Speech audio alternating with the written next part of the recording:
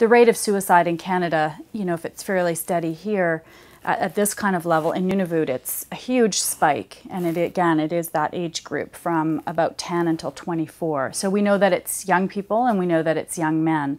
So in the case of Rex Utak, he would certainly fit in that demographic.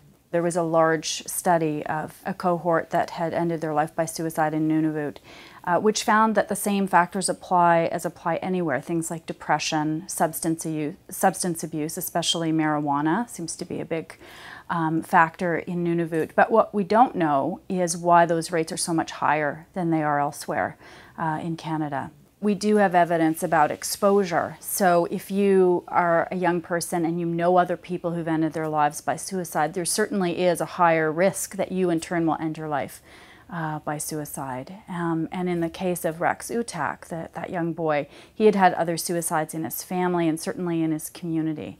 And whether, again, we don't know the mechanism, it might be that people just become aware of that as a behavior or an option that they can turn to. So it becomes more normative. I think we need strong political leadership to keep talking about the issue. We need resources, and we do need to understand that difference between, the average suicide in Canada and what's happening in these communities. And I think a big part of that difference, if we look at the ages and we look at when suicide started to be a problem, certainly it seems to be associated with movement into settlements and colonization. So although we can't undo some of those things, there was a lot of change that happened in Nunavut all around the same time.